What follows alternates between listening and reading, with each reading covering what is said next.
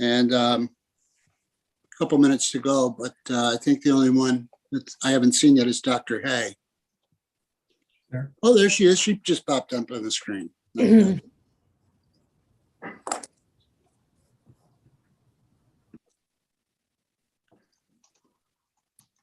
I caught up with the doctor. I got my second shot.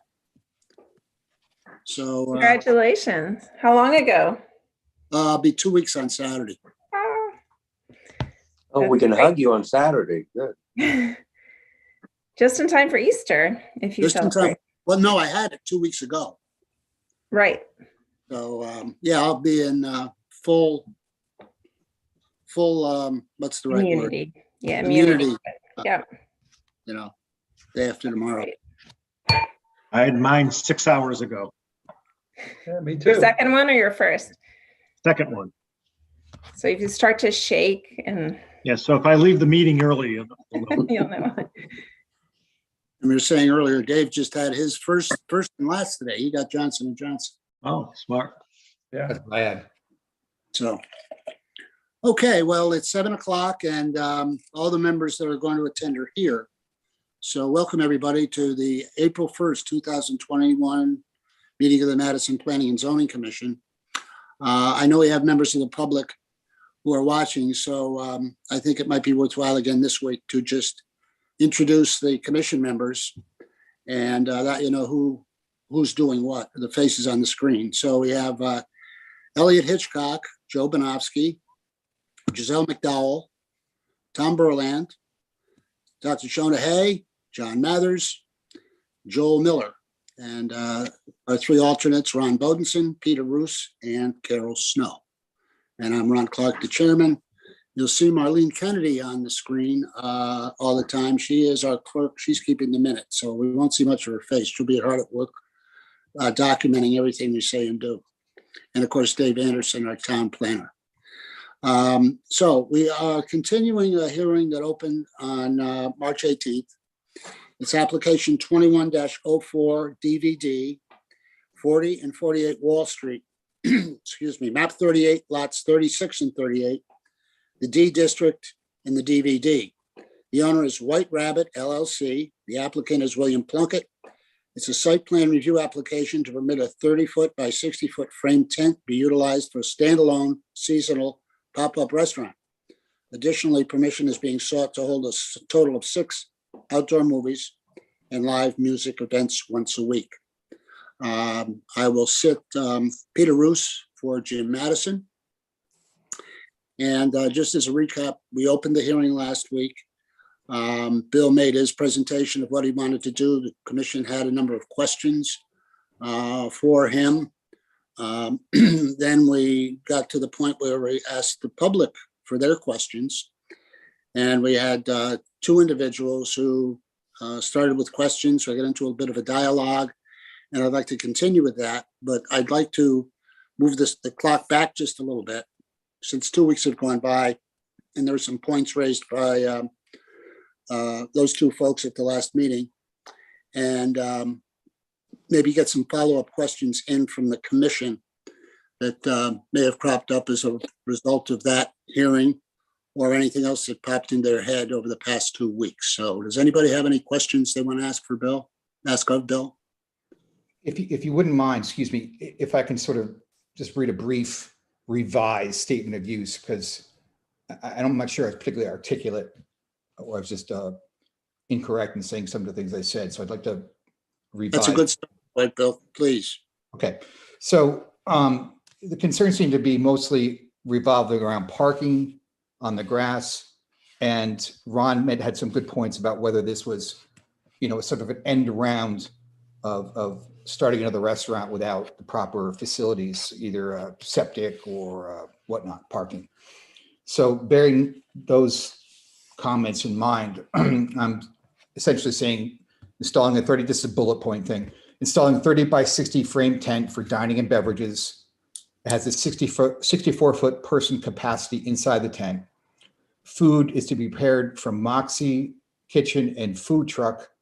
And the reason we're doing that is because Sam and Trent had some concerns about where how people are going to be washing their hands, how food is going to be delivered. And that way we just get rid of the thing at night. So it's there and it's not there. The guest bathrooms will be used at Moxie. In other words, we won't have other bathrooms. Drinks will be prepared at service bar in front of garage, liquor to be stored nightly.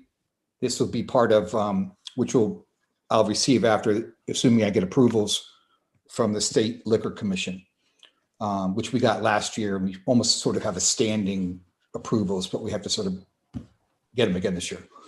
The tent will be installed on May 15th and taken down on November 1st. Tent will open on Wednesday through Sunday. Hours of operation will be 4:30 to 9 o'clock. Live music will be played one night a week. We talked about the movies. Those will be played on a Monday night only, assuming the weather's any good. And when Moxie is closed. So we won't have all these things going on at once. The movies will be a standalone event. And this is just, there'll be plenty of trash cans. The lighting is limited to string lights around the tent. There'll be 4 hanging lights inside the tent, and the rest of it's low voltage path lights, which we already have installed from last year. Important to note that all COVID rules will be placed, including the proper distancing, proper paths, mandatory mask wearing, requisite signage, and sanitizing stations. And this is the important thing I want to make, is that this application is for 2021 only and is held under the auspices of the Connecticut Statute 6610, which was passed coincidentally 2 nights ago. I'm not sure. I can send you a copy of it if I can get on the screen here with this thing. I have to do it, but it essentially says the town has the ability to grant these things. As opposed to paraphrasing, I'll try to send it to you because I'll screw it up. But it's essentially saying, pardon me, Ron? I think I've read that the legislature, the House and Senate voted unanimously to extend the outdoor dining privileges, for lack of a better word, that they Right. put in place last year till the end of March of next year. Is that what you're referring to? Yes, exactly. That was literally passed 2 nights ago. So at any rate, I highlighted some points, but you've probably read it, and I can talk about the salient points later. This is not meant to be an ongoing event. It's not meant to be year by year. And I think that's something either alluded to or last meeting. And it's not the intention of this tent. It's to get us through this fall, this summer and fall. And then if we want to do something next year, we would come back with a separate application, which would include whatever the issues we may be missing this year, including a parking plan, a septic plan, or we won't do it at all. I mean, it could be just, well, that was great, but we're not going to do that again. So, and it may be just that I do something completely different. Mhm. It may just be a horrible experience for everybody, and it just doesn't work. But I hope it does, and it's not meant to be a party. It didn't happen last year, and it's not going to happen this year. So and I want to make that clear, and because of that, one of the big concerns, which I agree, was the parking, and one of the reasons I had parking where I had it is because that's a stipulation of allowing a restaurant period is having 1 parking space for every 4 seats. Is that right, Dave? Correct. Right. So, and that's a whole nother matter altogether, but it's other than parking on the grass, which no one seems to want, including me. I think we get through the summer with this thing, which I hope you guys agree is a good idea. And I know the state at some level is working with restaurants. And then, this time next year, we decide if it's something we want to go forward or not. And if it is, I'm not going to be asking to do this without the requisite infrastructure in place. That's it. Thank you, Bill. Yep. Dave, before I ask for questions, in what Bill just described, do you see anything in there that would affect the notice that was given to the abutters and the public notice and so forth? Substantial change that- No substantial changes that I listened to. I mean, I think the original statement of use might have said June 1st through October 31st, and Bill just said, tent would actually go up on May 15th. I'm happy to change that. But no, I'm just saying, I don't think that's a significant change. And then I think it was initially Thursday through Sunday. This is Wednesday through Sunday. So I don't know that that's Did I significant. say Thursday through Sunday? I think that's what you said initially. I was just checking while you were talking. But the use is not proposed to change the size of the tent, the number of seats, Okay, the type of events. I'd be happy to bring it back to Thursday night. I don't remember, quite frankly, so the day doesn't. Yeah. Odds are we wouldn't get the turnout on a Thursday night anyway, so it'd be a waste of time, but I'll be happy to change it back, what the application said. okay. And what is this little item we have on the screen? You have a nice. Oh, I was able to do it. Good for me. This is just the first page of that, the bill that was passed. Just some highlighted. The highlight there has to do with the zoning commission of each municipality shall allow any licensee or permittee of a food establishment operating in such municipality to engage in outdoor food and beverage service as an accessory use of such food establishments permitted use. Such accessory shall be allowed as a matter of right, as a right. And I'm gonna get the second page, pardon me.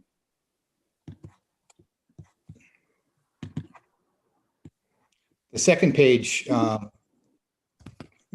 deals mostly with off-street parking, which I'm not talking about that. Right. Setting tables up on sidewalks, that kind of thing. Right. And then it says on any lot, yard, court, or open space abutting the area permitted for proposed use, provided A, such lot, blah, blah, blah, is located in a zoning district where the operation of food establishments is permitted, and B, the licensee or permittee obtains written authorization to engage in such services from the owner of such lot, yard, or space. Okay. A copy of which, blah, blah, which I've sent to Dave. So And so you're essentially, Moxie's prepared giving, to sign you're prepared to sign a document for the White Rabbit allowing you to exactly, use your So- property. exactly. So there's a lot of signing going on between myself. Right. And Bill, So- is it safe to say essentially you're replicating what you did last summer? Yes, Okay. So no, other than a couple of issues like the music and the parking was not part of it. And the movies, which was a temporary approval in the first place, but it's still basically the same operation. right. That's Except exactly. food truck. I find the food truck to be interesting since it's competition for you to a degree, for your kitchen. I think I need the competition. Hopefully it'll put me out of business. Okay, okay. Um, Hey, can we take that down? just Dave. Off the screen? Can you see me now? There you go. There we go. Right, thanks. I know that Sam and Trent and Vinny had concerns about, various things which would be dealt with at the actual permitting time. I can't get the liquor permit without it. Having to do with seat count and pathways and washing hands for staff and that kind of thing. And that'll be addressed at the time of, at the plan submittal process. Okay, And if I don't get approvals for that, then I have to devise some other scenario, but I don't think that's really the purview of this board. Unless you want it to be. what, for them? Yeah, so they have their own, it's like I can get I can get approvals to build a house, right? But I can't build it unless I submit plans and whatever else is required. And it's kind of, I guess, what I'm looking for here. Yeah, obviously their regulations, I think, in my own mind, a question I had is if this was not changed as you did just a few moments ago, restrooms, for example, porta potties, how many, where, it's a visual thing and want to inquire about it, not the fact, you'd be licensed for it, or, the type of, not licensed, but required to have it. It's just, where would they be located? Just as if you were giving us a site plan. I mean, I'm not even, this last year we couldn't do it. Maybe this year we can, but it's my understanding that we can't have porta potties. Yeah. If we did, I'd deal with Dave and Trent on their location, and Trent on, how many are handicapped or whatever they are. But it's my understanding that they weren't and aren't allowed. That may have changed. Okay. All right. So thanks again, Bill. Questions from the commission members? Anybody? I just had one, Ron. Sorry. Okay. Dr. Hay was up just before you, Peter. So Fine. Yeah, my question is just really quick. When you spoke to us last time, you mentioned this was going to be a pop-up barbecue restaurant. You would be, sound like cooking outside, but is this more like what you did last summer, where you were really No, just we're bringing it out of gonna be, Moxie? the cooking will be barbecue style food in the food truck. It may or may not be a smoker. I'm trying to get a smoker installed, and if I get one, which I haven't done yet, get a smoker inside the truck. If not, that would be a standalone thing next to it. And part of the reason that I'd like it outside is just because it smells good, and people sort of drawn to that. It's just an atmosphere kind of thing.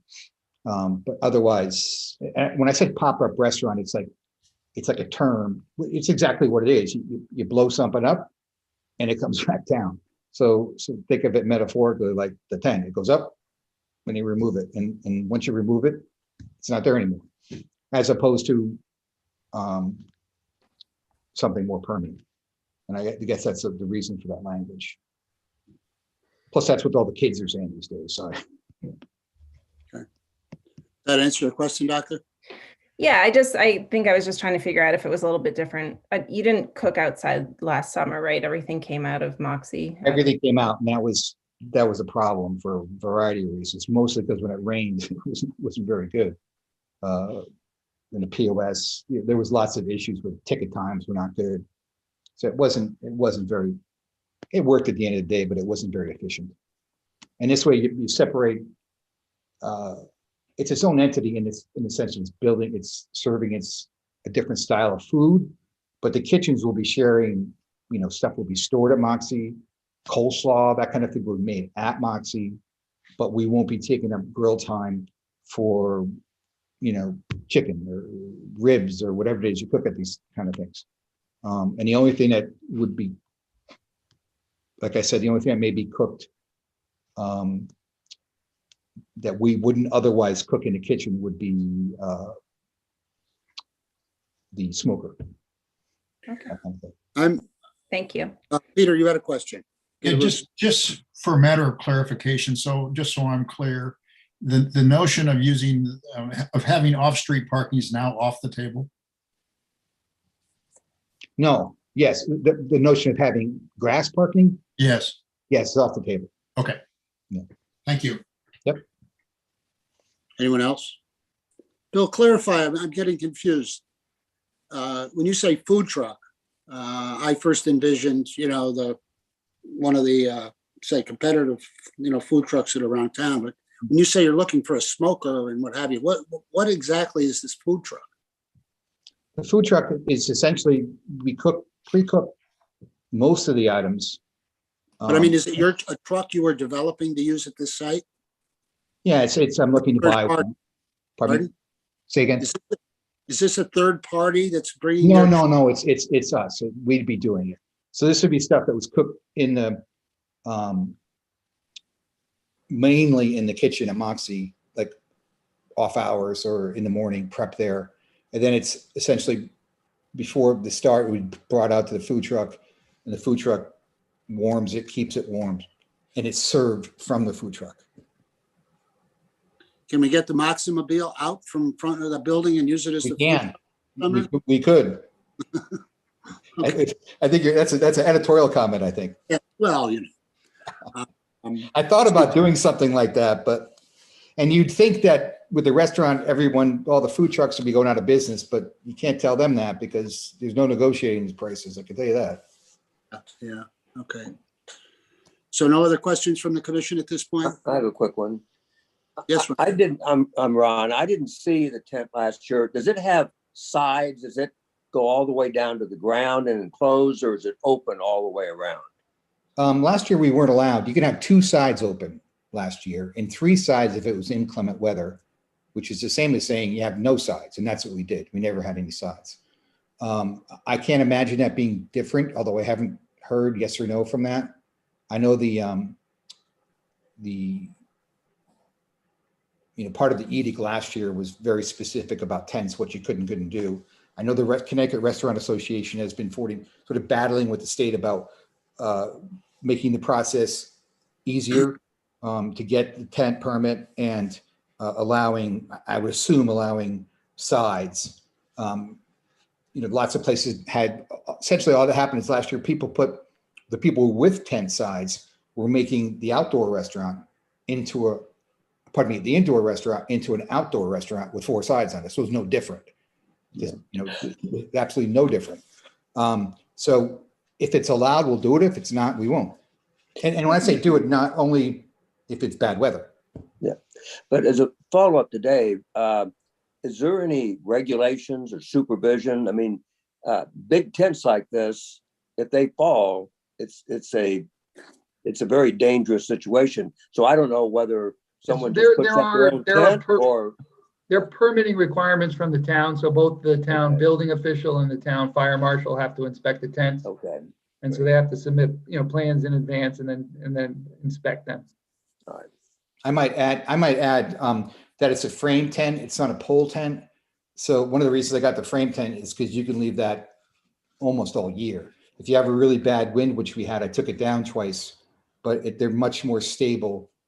It's just an aluminum frame that very stable as opposed to a pole tent, which looks better, but much less stable. Okay. All right, so no more questions from the commission. And I would like to see if there are any members of the public who would like to ask questions. We'll save your position, whether you support it or don't, for a little bit later. If we could limit it to questions right now, that would be helpful. So Dave, you're the Yeah, so director. if anyone has had any questions, you can raise your hand, the little icon at the bottom of the screen, and then I'll unmute you and allow you to ask your question.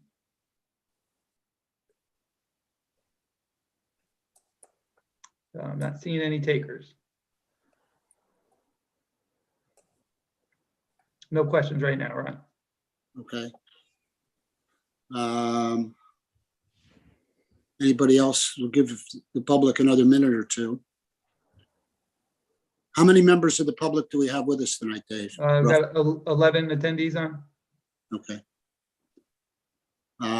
So of you 11 folks, if you do want to ask a question of Bill, now would be the time to do it. Okay, no questions.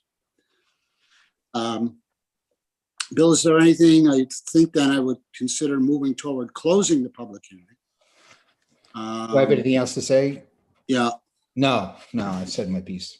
I do have a hand raised now, Ron. Okay, good. All right. Please identify yourself, name and address, please. Hold on one second. All right, go ahead. You might need to unmute yourself. You hear me? Yes. Good evening, Mr. Chairman, members of the commission. My name is Timothy Herbst. I own property at 908 and 916 Boston Post Road. You had indicated that this was the question phase, and then I noticed a comment about closing the public hearing. I don't have any questions of Mr. Plunkett, but I have some items I'd like to get on the record before the close of the public hearing.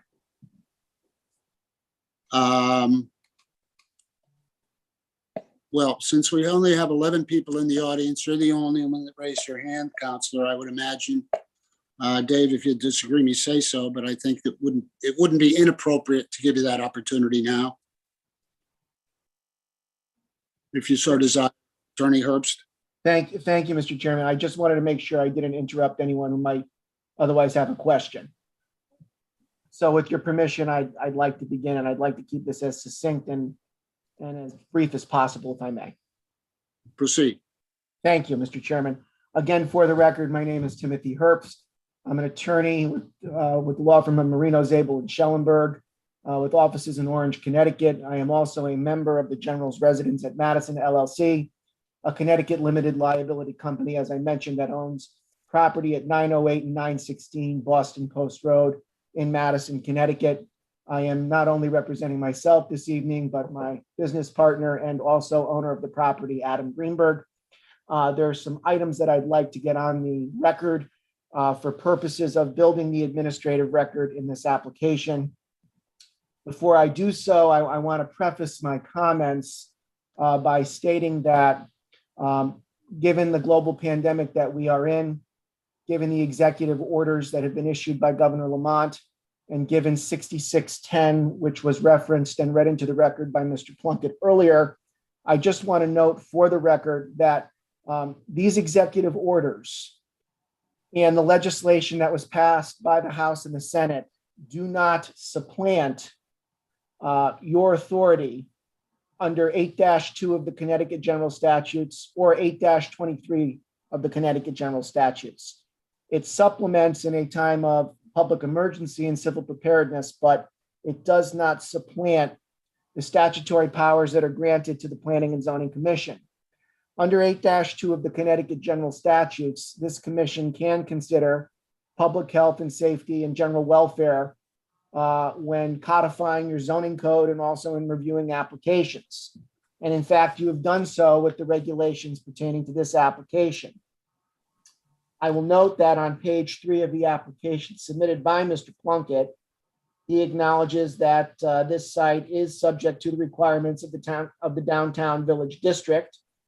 And I would call your attention to that regulation governing the downtown village district found on page 136 of your zoning regulations.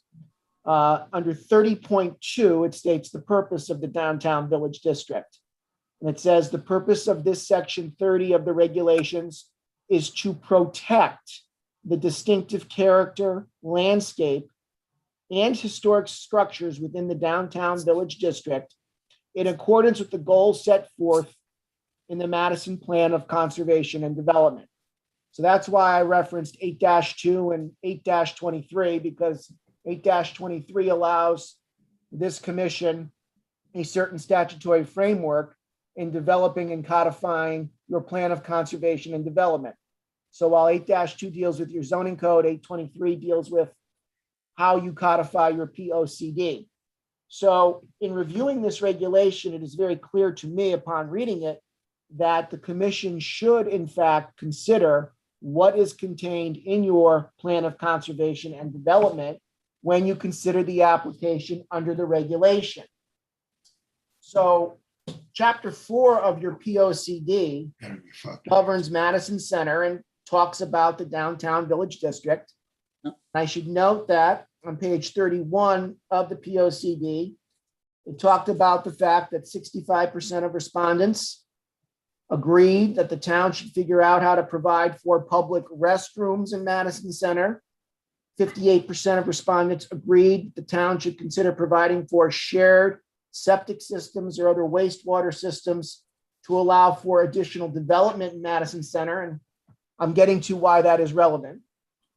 It also talks about specifically the downtown village district on page 32. And I quote, "The establishment of this district allows the commission to have much greater control over the design of the development proposals in the DVD area." Have much greater control.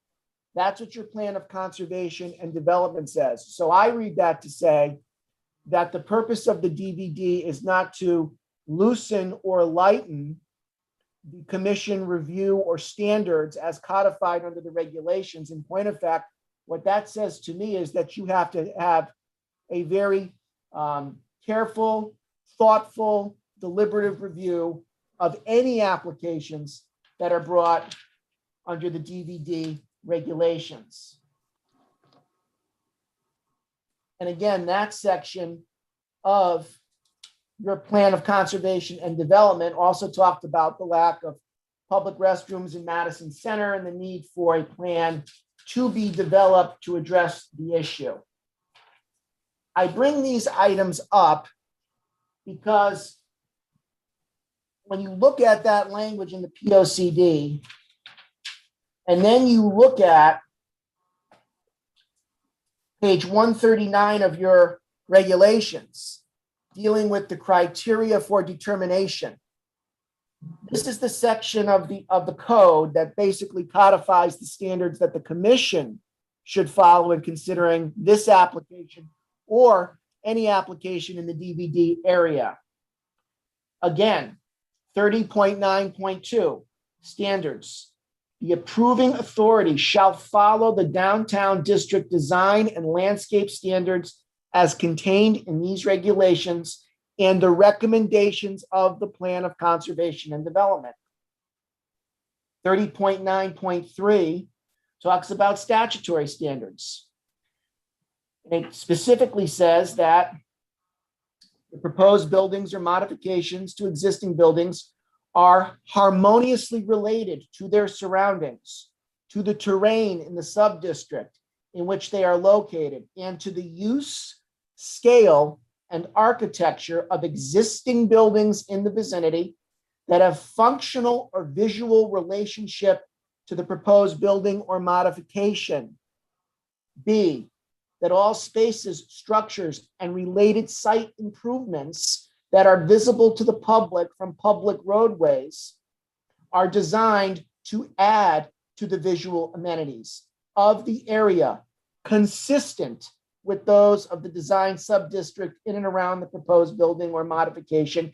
And then C, that the color, size, height, proportion of openings, roof treatments, building materials, and landscaping of commercial or residential property, and any proposed signs and lighting be evaluated for compatibility with the local architectural character and the maintenance of views, historic buildings, monuments, and landscaping within the design subdistrict. And D, that the removal or disruption of historic, traditional, or significant structures or architectural elements are minimized.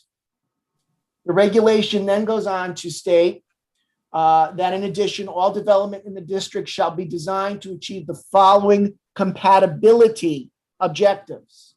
1, the building and layout of buildings and included site improvements shall reinforce existing buildings and streetscape patterns, and the placement of buildings and included site improvements shall assure there is no adverse impact on the district. 2, proposed streets shall be connected to the existing district road network wherever possible. 3, open spaces within the proposed development shall reinforce open space patterns. And then it goes on to talk about landscape design, exterior signage, exterior lighting. And I would just like to note that I would like section 30 of your regulations to be made part of the record, and I can email that tomorrow just so it's a part of the record.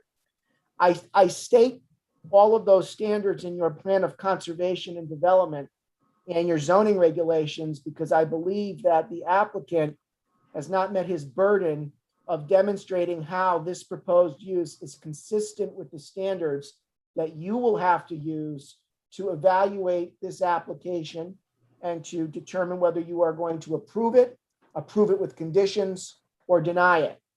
I don't think that the applicant has satisfactorily met his burden of demonstrating to the commission how this proposed use comports with the sections of the plan of conservation and development that I referenced, comports with the sections of the zoning regulations that I read into the record, and more importantly, the applicant has failed to meet his burden of demonstrating how this application meets the standards that you, the commission, will have to follow in considering the application. I think further proof of that is when you read the staff report from your planner, which I've had the opportunity to review earlier today. And I think without putting words in the planner's mouth, my takeaway was that we are in some uncharted territory. And I'll just note what your planner put in his report. Quote, the proposed use of the site for a barbecue, quote, pop-up, close quote, seasonal restaurant is a use that is permitted by site plan approval in the zoning district. The proposed events are not specifically permitted in the zoning district, but can be permitted in conjunction with the allowable restaurant use. The events may warrant additional scrutiny by the commission, and if inclined to allow the events, the commission may want to consider approving them on a conditional trial basis to start. Close quote. And it also goes on to say, if successful, a more permanent approval could be granted in the future. I'm reading that section to the commission because it's as if this applicant, I watched the first meeting, I heard Mr. Plunkett tonight, and it appears that we keep moving the goalposts. And when I read the planner's report and the section I just read, that says to me that we are in uncharted territory. Some of it is codified in the regulation. Other events and or events that Mr. Plunkett wants to have while using this regulation aren't codified in the regulation. So what should be going on this property, does it comport with the regulations or doesn't it? If it does, it's approved. If it doesn't, we can't make up the rules as we go along, in my opinion. So I think that the applicant has failed to meet their burden of demonstrating how this application comports with your regulations and your review standards. I think some of the language in the planner's staff report gives rise to that concern. And in point of fact, if the health department, the building official, or any other town agent has expressed concerns over this application, the Planning and Zoning Commission, as far as I'm concerned, based upon your power under 8-2, has every right, before you grant any type of an approval or denial, to ask those town officials what those concerns are. If you're responsible for the protection of public health, safety, and welfare, you have every right to ask any town official what concern they might have from a permitting standpoint as it relates to public health, sanitary, bathrooms, washing stations, food transport, how it will be transported, what protocols will be followed, what conditions they will require. There are many unanswered questions that need to be answered. I believe that in its present form, this application should be summarily denied. And I will conclude my comments at that point. Thank you, Mr. Chairman. Thank you, Attorney Herbst. Mr. Plunkett, do you have any comment in response to what was just said? So, Ron, I did note that there's other people on. There are more? Yeah, and to good. The point of, I think there's a few folks, I know one had written a letter of support for the application. So I think you might want to call for, if others want to either speak in opposition or in favor of the application. Well, I was just looking at questions, but would it be appropriate though to have Bill comment before they speak or after? Makes no I difference. think we should just allow the public to comment. And There by conclude me. the public hearing. And you can call them up, identify yourself, please, by name and address. All right, Dr. Greg DeSantis. Hey, good evening, folks. Can you hear me okay? Fine. Yes, you can. Hi. I did submit a letter, hopefully that it made its way through, but I'd just like to read it into the record if that's all right. It's not necessary. We've seen it, but if you care to, go right ahead. Sure. Chair Clark and members of the Madison Planning and Zoning Commission, we're writing in support of the permit proposal for 40 and 48 Wall Street. Bill Plunkett and the Moxie team are a great asset to the town of Madison. We've witnessed their contributions to town events, causes, and to the betterment of our town culture. Bill, his family, and the Moxie team always have Madison and its residents in the forefront of their mind when operating their business. Last summer during the pandemic, Moxie encountered many of the same difficulties that small businesses and restaurants faced across the country. During that time, Moxie held an outdoor movie night for families. We and our young two boys were in attendance, and it was absolutely a highlight of an otherwise difficult summer in Madison. The Moxie folks took care to make sure that it was a safe, fun, and quiet event, perfectly suited for our downtown. It's this type of event that makes us think our kids might find a community here themselves and want to remain in this shoreline town when they're grown. We also had the chance to enjoy outdoor dining at Moxie several times in the past year. The food has been great as always, and we'd be thrilled to have another chance to do this in the summer in a pop-up restaurant format under the Big Tent. There simply aren't a ton of family dining options in town, especially downtown, and very few with ample outdoor seating for summertime. A 4:30 to 9:30 crowd is certain to be respectful of all neighbors, and there has always been plenty of parking when we've attended outdoor Moxie events in the past. In fact, once we're downtown and visiting Moxie, we almost always take a walk around and enjoy the improvements that have been recently made to the downtown area, and often stop in a shop or two to make some impromptu purchases. We should be grateful that Bill, his family, and the Moxie team are willing to always think about the town. It adds to the culture of Madison and offers us many opportunities to commune with neighbors and meet new friends. We respectfully ask that you vote to approve the proposed uses for the site, including both the weekly outdoor restaurant nights with music and the summer events. And that's submitted by myself and my wife, Christine Zapala. Thank you all for the time. Thank you, Mr. DeSantis. Appreciate it. Another hand, Dave? I don't see anybody at the moment. Okay. I see Bill waving to somebody. You want to ask a question of yourself? No? Okay. So I'll give one more chance for members of the public to comment. All right. Okay. I have Nancy Karras. Hold on one second. All right, Nancy? Can you hear me? Yep. Yes, I can, Nancy. Welcome back. Thank you. I actually, Greg, want to echo your sentiments. I don't need to repeat it. I think it's, I would support this proposal. I think, I don't know how many of you are small business owners in town. I mean, Mr. Herbst, that was a great presentation. I'm not a lawyer. I'm a nurse. I'm a small business owner. So I can only speak from a personal standpoint as to the impact that I think that this proposal will have on the community, and also on my little small business that is actually adjacent to the property in Moxie. And I am 100% in favor. I could,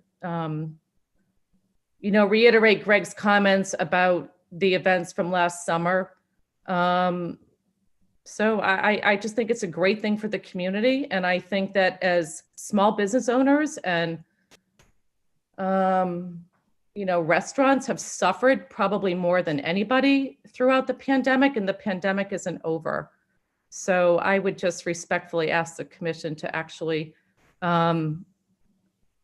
consider the impact that this is going to have on the whole downtown and the business district. Okay. Thank you, Mrs. Karras. Appreciate it. Any more, Dave? No, I'm not seeing anybody. Okay, last call.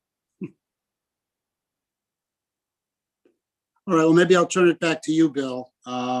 Any comments you wish to make, like, of what's been said? Bill, you're muted. Bill, you're on mute.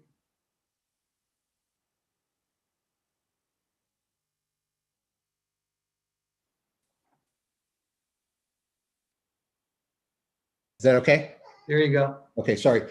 The one point I would make is what the doctor alluded to, is that the whole idea of the parking thing is to parks, and I think I said this last time, is to park downtown in front of the movie theater or wherever it is and walk around to go to the restaurant. Or that's why restaurants are such a vital part, almost an anchor of a downtown area, because people spend 2-3 hours at a restaurant and go walking to and fro. They can look at the Frame Shop or Nancy's place or any number of Bradley and Wall, or they can go to the bookstore.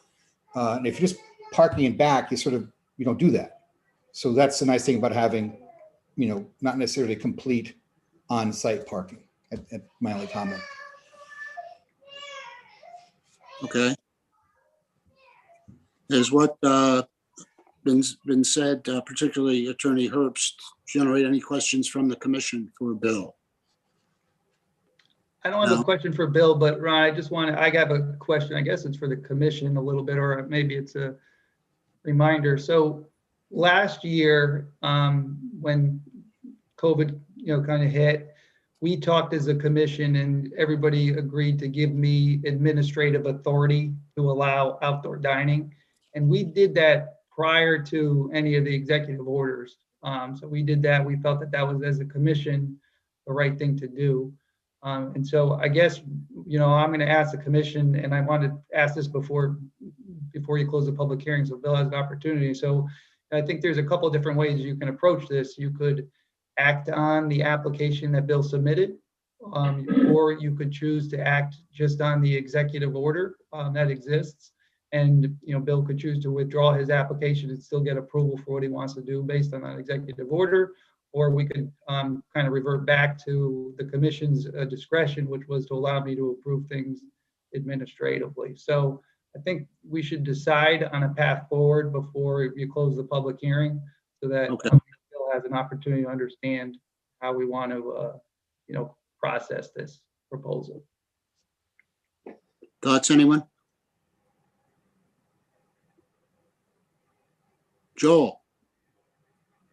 Thanks, everyone. So I think that I'm glad you brought that up, Dave, because it was going through my mind. And we did get out in front of the executive order last year, but we also were pretty much aligned with what the executive order had in place. And I think that that authority that we delegated to you is it also is aligned with the most recent House bill. I think it was 6610 that came out the other day. So I personally don't have, and all of the items that you adjudicated with that authority that we delegated to you, I didn't hear us, any complaints, was not aware of any issues or any anything that would have degraded the character of the town. So if that's where we wanted to go with this, I wouldn't have any problem, leaving that authority on your shoulders. Thank you, Joel. Anyone else care to comment?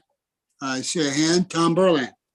Yeah, Ron, I would agree with Joel. I think Dave did an outstanding job last year. I think kudos to the commission for getting out ahead of it and supporting our local businesses and allowing this use. I still think it's appropriate to do that because we're still in this crisis. I don't view this as a pop-up restaurant in and of itself. I view it as an adjacent use or an outdoor dining to an adjacent restaurant, Moxie. And I think it's in compliance even with our downtown district regs, which interestingly, I had struggled a little bit with the movies and the music. But one of the things that we do allow in the downtown district is theaters, but there's no definition of what a theater is. Is it inside? Is it outside? Does it play a movie? Does it play music? So it is one of those uses. So I'm fine with continuing the delegation of authority to Dave. I think you did what you did responsibly. So I would support that. Anyone else? Thanks, Tom. Any other hands? Ron, I would like to say something. Joe. I'm really not going to speak much because I don't have really anything valuable to add above and beyond what Joel and Tom just said. But I think Tom was an absolutely perfect addendum to Joel's point, and I support both of their opinions enthusiastically. So to be clear, what's crystallizing here seems to be to let's forget about the application, not forget about it, but look away from the application, but empower Dave to do what we empowered him to do last summer. And of course, he did it with a number of, locations, not just the Moxie situation, but Donahue's and Christie's, and the list goes on and on. So is that the direction we're headed in? Anybody else want to chime in? Ron, if I could just kind of clarify to my point as well, just one more piece to pile onto that, is that while, I heard some commentary about a perception that the goalpost is moving, but through this public hearing process, I think the goalpost moved closer to closing gaps of questions or concerns that the commission had, and from the letters that we've seen, from the comments that we heard last time, from the comments that we heard this time, I don't want to just give the impression that we'll just put this over in Dave's lap without, careful deliberation. But I think we have gone through some careful deliberation. We went through careful deliberation last year when we delegated that authority. So I don't want it to seem like we're just, punting this to Dave and say, you deal with this, Dave. So I just think that, it's not inappropriate, and it's aligned with both what we did last year and with Bill 6610.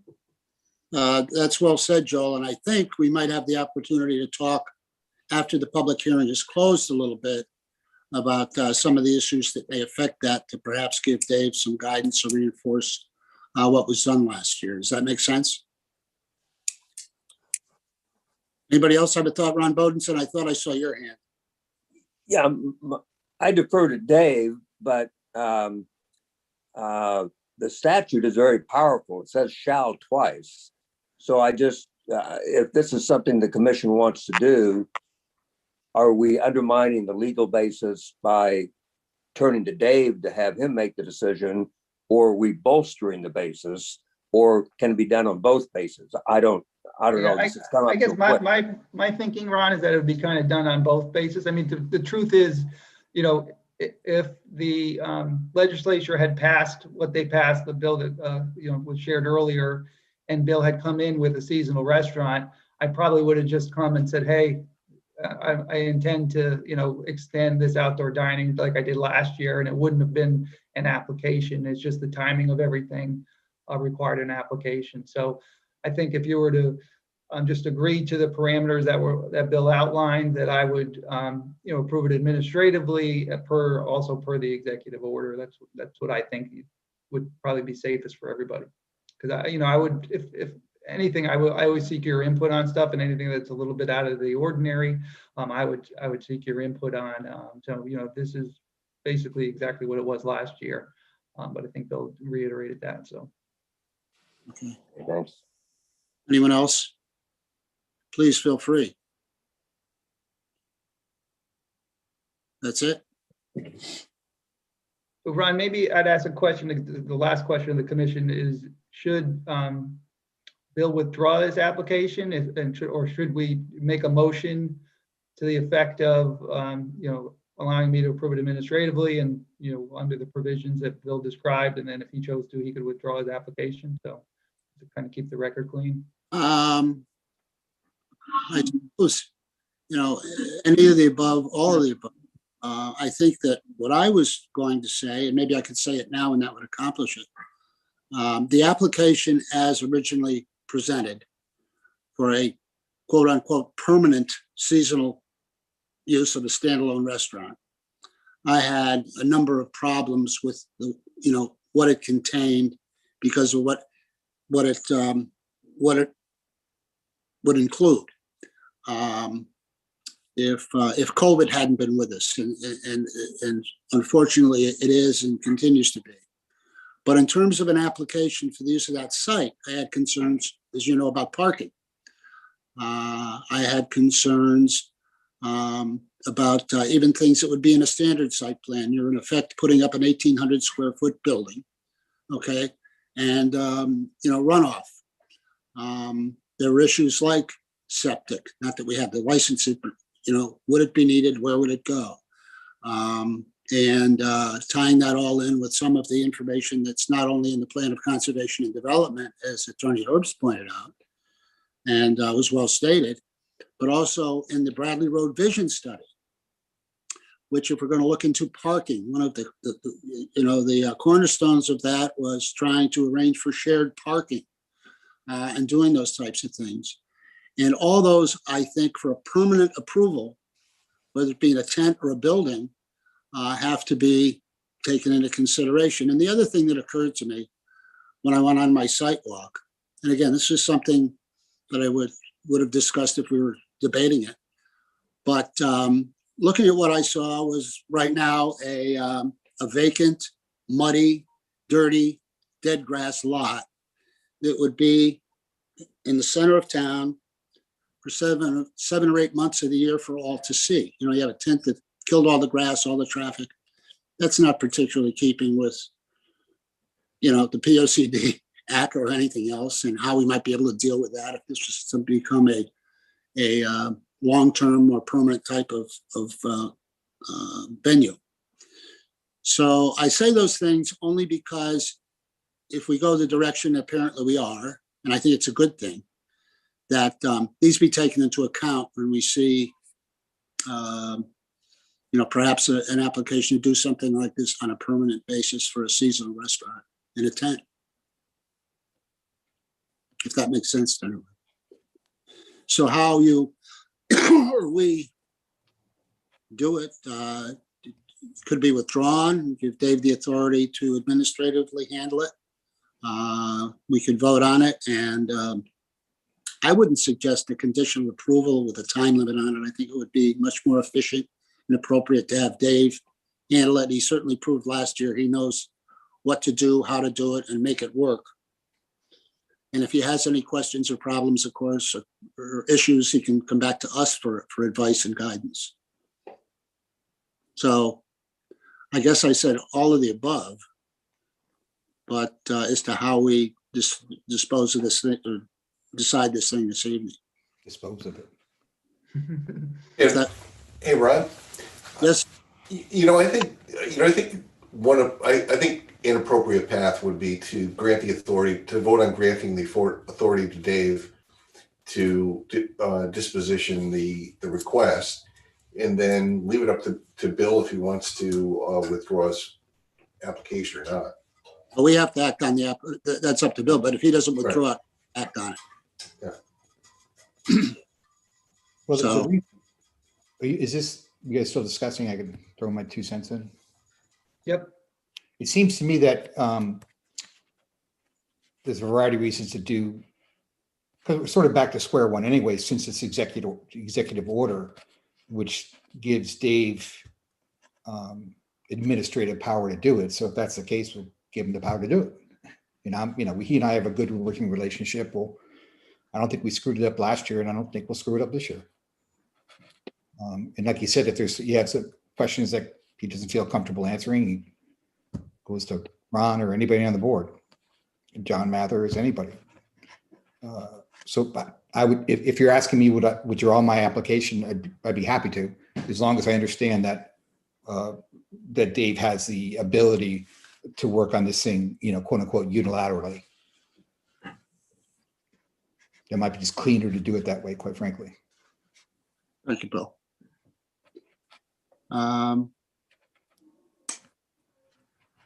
So what would we, Dave, how do you think we should? Yeah, I think I would echo with what Tom said. If someone would make a motion to authorize me to approve not just a proposal administratively with the statement of use that was outlined tonight, make that motion and then vote on it. And then I think then Bill could withdraw his application, and that would probably conclude the conversation.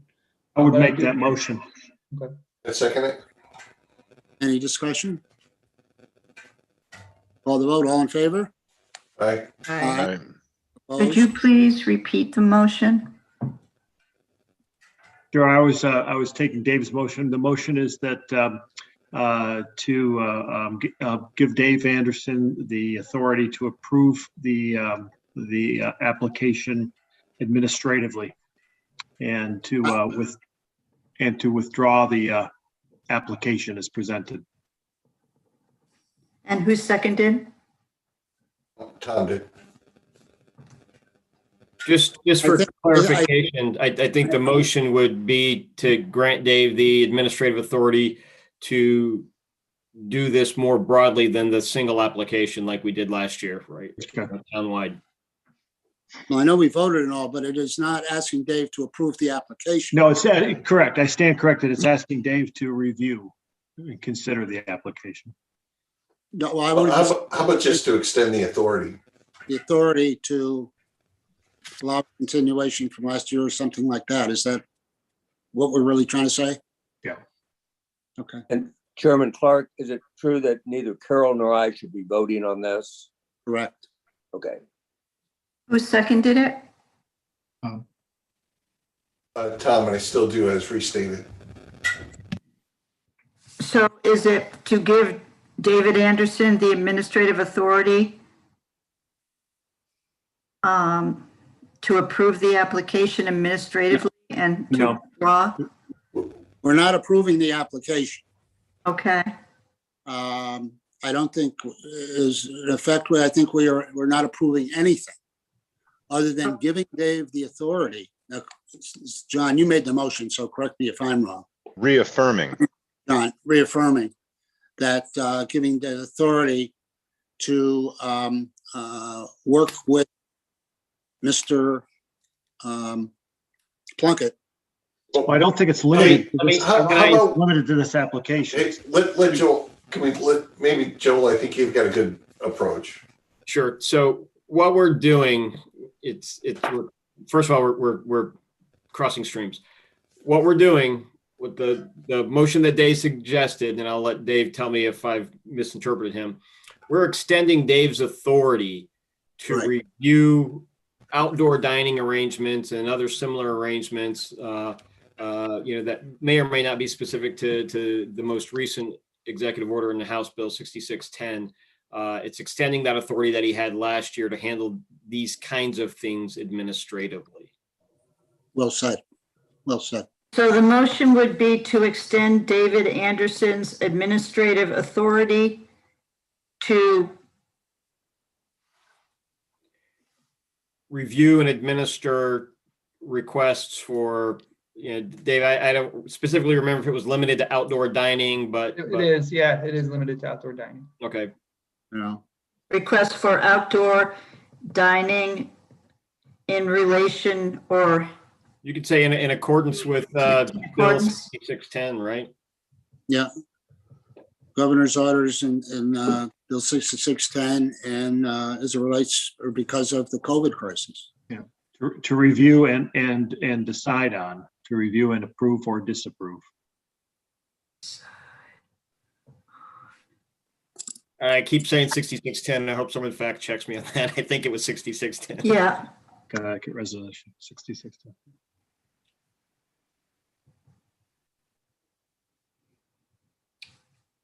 under accordance with the governor's order and Bill 6610 as it relates to outdoor restaurants.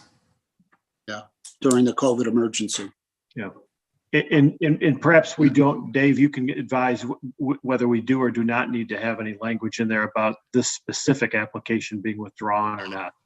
I don't think so. I think, I think maybe this was also Joel and Tom's point in making this motion at this time is to give the applicant some sort of assurance of what, what I'm being expected to administratively. So I don't try to get free barbecue out of it or anything. I think he knows, so he's gotten some assurance now. So yeah, I think what I would suggest is that maybe after this agenda item concludes, we just kind of reiterate this vote, maybe add it to the agenda so that I can make sure it's, it's separated from this application. But You mean take it up in a little more conversation after we close it out? just maybe add an item to the agenda, vote to add an item to the agenda and then just reiterate this motion as a Good. separate agenda item. So that way we can capture it outside of this application. Fair enough. So John made the motion and Tom seconded. Yes. Okay. And I'll call the vote. I guess, I don't know whether to say as amended, but I'll call the vote on what was just discussed, whether it be as amended from the original one made by John or on its own, but I'll call the vote. And any discussion first? Further discussion? All in favor? Aye. Opposed? None. Abstain? None. So it's unanimous. Okay. So I'll withdraw my application. What, Bill? I said, then I'll withdraw my application based on your vote. That might make life a bit simpler. I don't know. Oh, yeah, no doubt. Okay. I'd rather, yeah. Thank you for that. And at this point then, Dave, I suppose we should close the public hearing. Is that what we would do? Yep, yep, that's what I would do.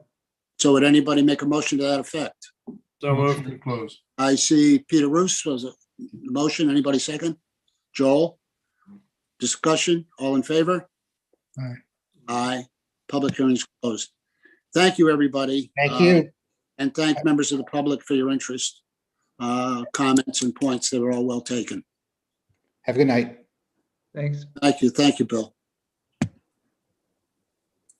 Okay. Ron, I don't know if that made sense what I said before, but I think it might be helpful if the commission just added an agenda item, kind of standalone, for this extension of outdoor dining, and just, reiterated that same vote, so we capture it outside of the application. Okay. I'll move to add the extension of Dave Anderson's authority for review and adjudication of outdoor dining to the agenda. I'd second it. All in favor? Aye. Okay, here we are. Second item on the agenda. But we don't need to make a motion to give you that authority, do we, Dave? I think we should I think we Outside just of the did. agenda? I think we did, yeah. Well, I'm suggesting that it just be done outside of that particular application. So I understand it seems a little silly, but I'd like it just to be standalone so that, because I know that I've actually been in contact with Donahue's, who has a request about doing some things with their outdoor dining going forward. And I anticipate that I'll have a similar request from the other restaurants as well. So do we then, Dave, do we then make a motion to grant you the authority? Yeah, I would like to, just because I want to make sure it's clean and separate from that one unique application. So We'll please. let Joel make that. He was very articulate. in the That's last right. one. Did a better job than I did, that's for sure. But I saw he wasn't looking up 6610. Well, Marlene can use the same language. So if someone just says it's the same motion before, make it and second it. I'll move to repeat the motion that was approved before we closed the public hearing. I'll second it. Well, let Joe second it. Joe, you seconded it? Yes. Okay. Discussion? All in favor? Aye. Aye. Aye. Okay. And Dave, I assume that you will use your good judgment. And I didn't want to bring this up while we were talking about the application for Wall Street. But you'll take into account for example, whether you think that the one night a week with music should be one night a week or any of 3 nights. And, we tried to do an experiment last year with movies. We granted 3, none were actually shown. So whether you think it's best to be 3 or 5 or 1 or 6, we'll throw that out. That'll fall under your good judgment. Is that? Yeah, I mean, my intention would be to approve it as described in his revised statement of use today, but I'll do that in conjunction with the other code officials, so the health department and building official and fire marshal. So if they have any concerns about that, those Or hours, when a movie should end or that kind of thing. That's just so everybody's clear. That's how we did it last year. Anytime a restaurant came in with a proposal, we kind of review it as a group and decide what made the most sense. So we'll do the same thing this year. Terrific.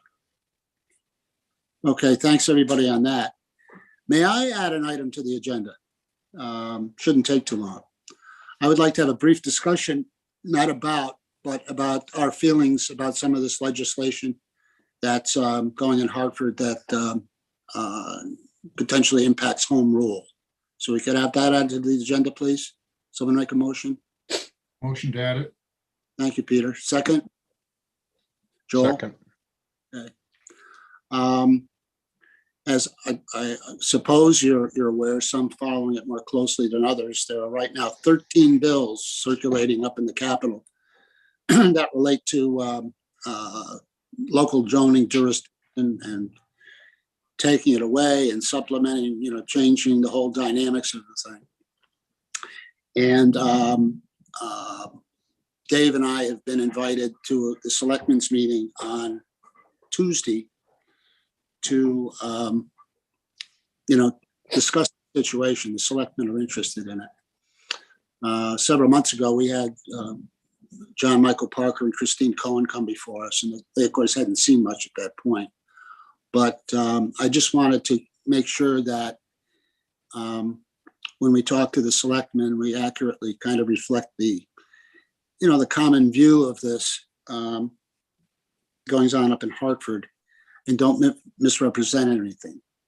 So, I'm just merely, how concerned are you with the effect of some of this legislation? Not a specific piece, of course, but of these 13 bills, and you've all read, from draconian to something more moderate is up before the legislature. What your feelings are. And I thought I maybe started off with Peter Roos, simply because Peter is our representative to the Affordable Housing Selectmen's Group. And, kind of get just his personal feelings as to his level of concern about what may happen or may not happen to home rule and local control of planning and zoning. Peter? So I guess my first reaction is, these bills have just come out. And so there's a lot of massaging that will have to go on over the next few months. And then the real work will start. And so we'll see. But if they point in the direction of giving up home rule, I'm just categorically against it. That's no different of a view that I had when we had Michael Parker and Senator Cohen in. It's the same thing. We need to be able to be accountable for our own housing and zoning rules, period. That doesn't mean we don't have to be mindful of affordable housing and trying to expand upon those offerings here in our town. But Hartford doesn't know Madison. It doesn't know Darien. It doesn't know Fairfield. And all of their views will be jaded only as what they see in Hartford and not what they see on the shoreline. So they can't have our best interests at heart. But, and this is a big but, and it's a big caveat, if we think we can go on with affordable housing in the condition that it is now on the shoreline, let's say we escape this and somehow miraculously these bills get watered down, et cetera. I think we're kidding ourselves. We need to bring more affordable housing to all of the towns along the shoreline, or it will be brought for us. I just have no doubt about that. Even if we can push this off this time, the train has left, and I believe that we are going to have to offer more affordable housing. And in fact, there are a lot of places. I was doing some research today, Darien, for example. You might think Darien does not have a lot of affordable housing, but since 2000, there have been 850 multifamily housing units constructed and approved in Darien, and 32% have been affordable housing in Darien. So it can be done. And my point to everybody would be, we have to do something. We're at 1.7% right now of affordable housing, and that's way low. And we've got to show a bona fide effort to move that number up, because if we do, we can buy some more time as well. You don't have to be at 10% tomorrow, but you got to be showing that you're on a path to progress. And right now, we're not really doing that. We've got a few things going, but there hasn't been any emphasis on it at all. And so, in my opinion, we will ultimately lose home rule if we don't move forward on affordable housing pieces here in our own backyard. We're going to have to do that. And that's, yes, I'm on the committee, and I think all of us have a bias towards having more affordable housing, but the reality is we're just going to simply have to. And part of the challenge will be of that committee is making people understand why it's actually a benefit to the people of Madison. I was going to throw one more comment out, if I could, which I thought was kind of stunning. We had Dave Fink come speak to us last Friday, and he's the Partnership for Strong Communities. And a couple of stats that he just laid out that I thought were just amazing. He said that there's this term called ALICE, which means asset limited, income constrained, and employed. And an ALICE household in Madison makes $28,000. That's probably a single person. A family of four probably makes $83,000. 23% of the households in Madison are ALICE constrained, which means that more than 30% of their adjusted gross income is going to principal, interest, and taxes. And if you look at our current renters, 46% are Alice constrained right now, and another 32% of owners are Alice constrained. So people basically are living here and they can't afford to put their dollars into the community in any other way other than just hand them out. So, I mean, we all think it doesn't exist in Madison. It absolutely exists. So I'm done. I feel strongly about it, but Thanks, Peter. I'm just curious, that's a stark figure, 32% in Darien. Yeah. And this relates to something Tom Berlin's brought up a couple times. Are we talking apples and apples? In other It's words, deed restricted. 32% deed restricted yes, affordable yes. housing? Yes. Because we have, as Tom points out, a substantial number of properties that would qualify affordable. But because they're not deed restricted, Agreed. they're not in that count. So it is an apples to apples comparison. That's Yeah, it is. I'm great. Well, this could be bad journalism, but I'm reading the Darien Times, and this is an article I pulled out today, and it said 32% are deed restricted affordable units. My mistake for not saying that. That's 32% of the 850 units that were built, not 32% of the town. Correct. Yeah, and that's, Could you repeat that acronym, Alice? Alice is income limited, asset limited, income constrained, and employed.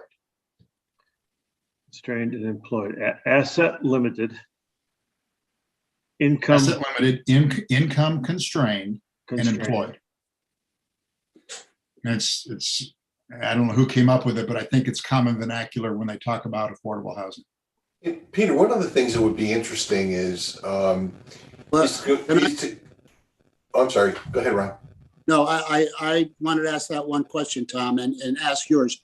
What I'm trying to gauge is where each of the members sits on this issue. Peter kind of expressed his staunch support of home rule. And he comes from a point of being involved in it with his committee. So go ahead and ask your question, but I'm really interested in finding out from each one of you guys what your view is of the situation in Hartford, and how strongly you feel about what's may or may not be coming down the pike. But go ahead, Tom. Yeah, you know what? I'll just I'll answer your question, Ron. I think home rule is vitally important to the 169 towns in the state of Connecticut, and particularly ours, because we are familiar with our town. Take a look at some of the things that we try to move forward with, and have the appropriate pressure from neighbors and citizens in terms of what they feel is important in their town. At the end of the day, they do pay the taxes here, and a lot of our taxes go to the state. I do believe that affordable housing is important, absolutely, for a whole host of reasons. Diversity, economic diversity, age diversity, et cetera. I mean, that's what creates a vital town. I do think we have to take a look too at when you compare towns like Darien to us and affordable housing, is what is the housing stock like there? What the housing stock is in Darien almost forces the need for deed restricted affordable housing, because the market price is so much more than Madison across the board. But I believe strongly that home rule is vital, because we know the conditions that we're dealing with in our town. Yeah. Thanks.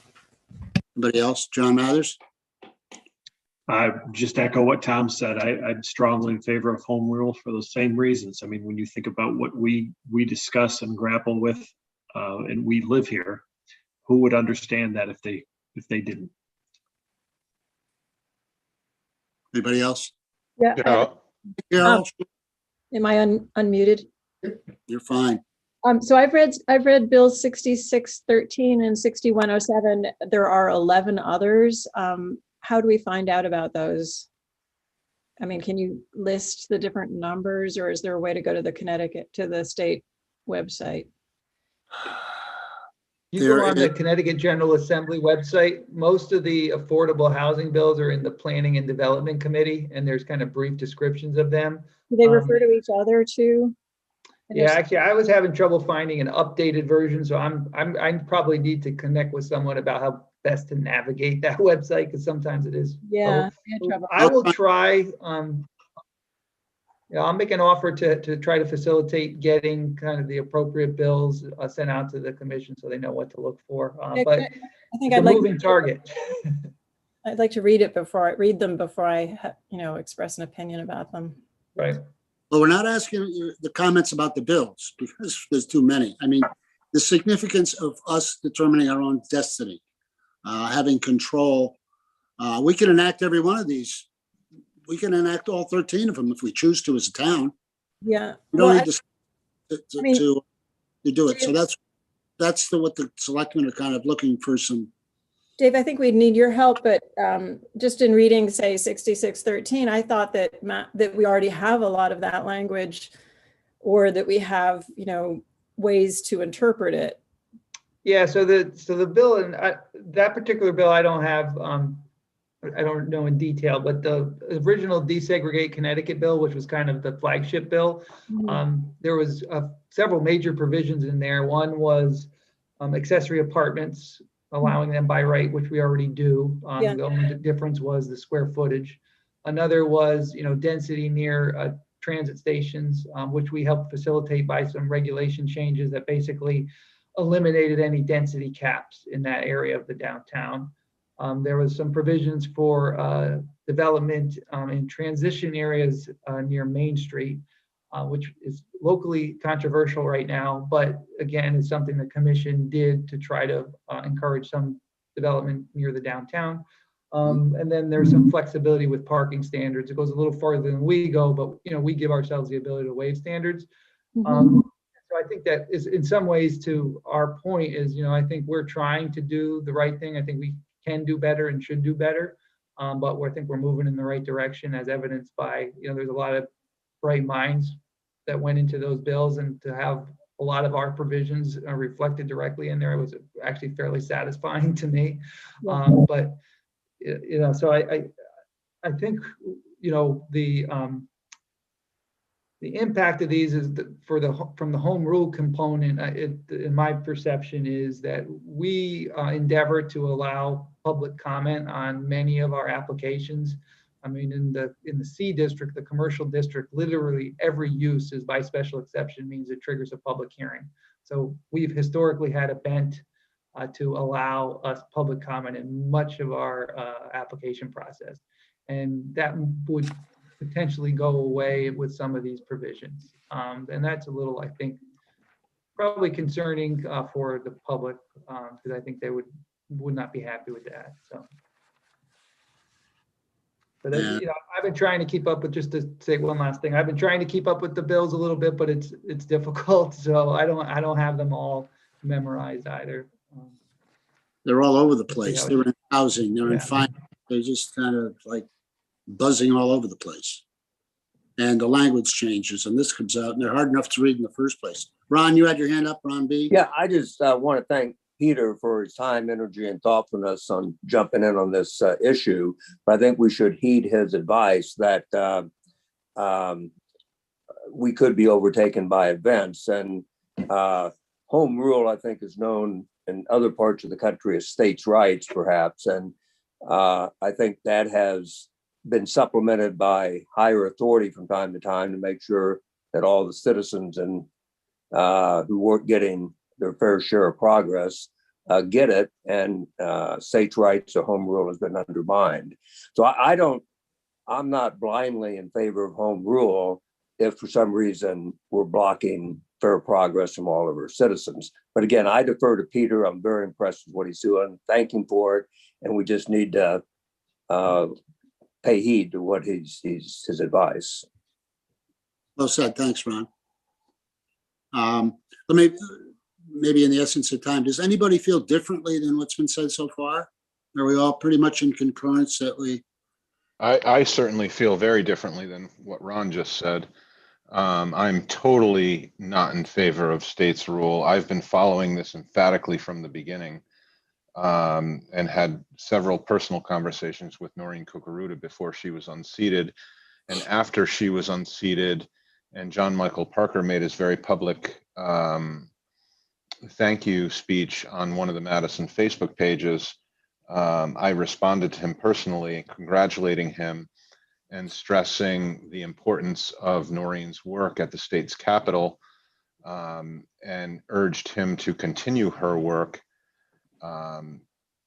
whereas the state would have no understanding at all of the limited infrastructure we have here in the downtown district if that major bill that was prevailing at the time in popularity that would allow a builder to come in and buy a structure and convert it into multifamily use and completely overload the infrastructure system that we had in place with respect to water and septic.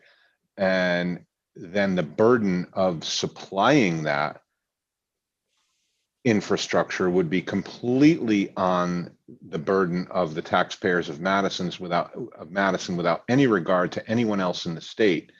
I think that is completely appalling that there can be a state rule without any respect or any knowledge of the current situation that exists on the ground in that particular locale. So I'm very much not in favor of any of these bills that are going forth in Madison. And I truly believe that all of this should be managed on a local level. That's all I wanted to say. Thank you, Joe. You're welcome. Joel. Thanks, Ron. So I want to touch on a few things and kind of weave in a little bit of what everyone was saying. And I know you're not looking for a bunch of repetitive stuff, but kind of touching on what Ron said and maybe Joe in blending the idea. So home rule or local governance is the very fiber of our entire way of government, from bottom to top in this country, right? So it's the communities that empower the states.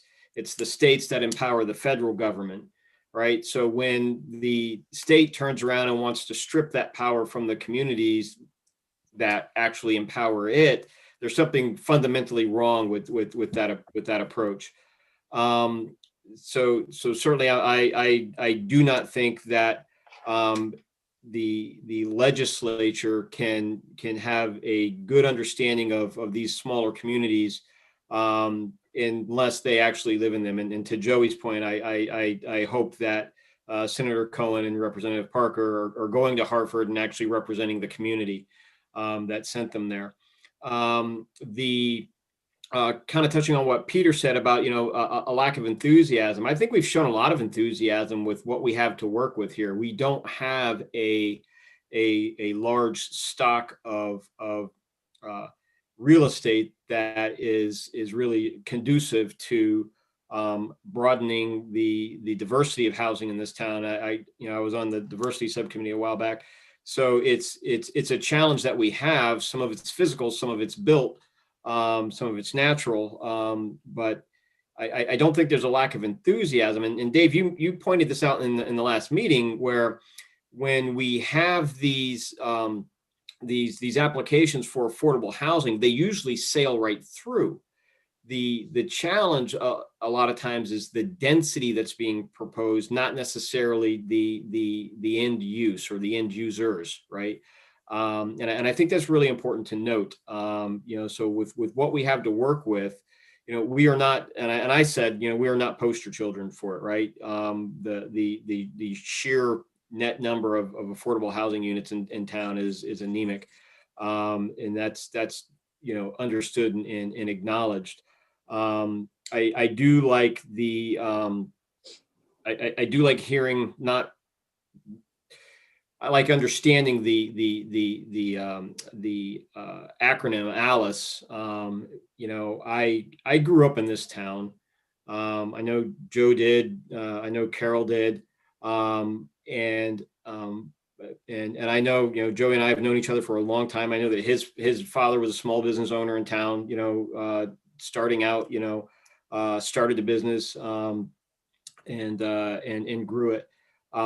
My family moved here, and based on what the acronym that was used there, I grew up in an Alice household.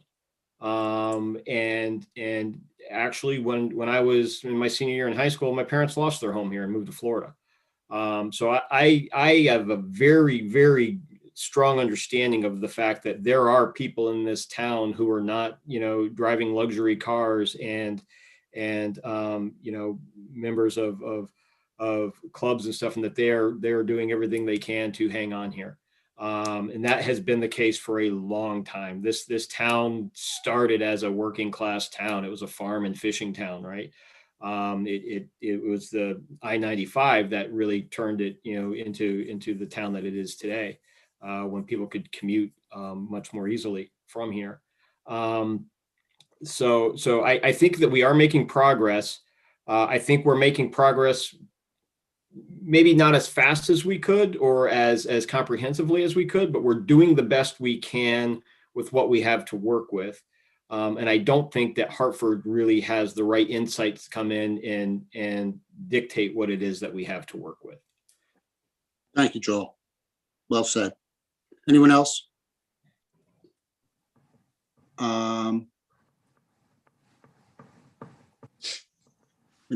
Anyone else feel that we should be following a path of relinquishing some of our home rule?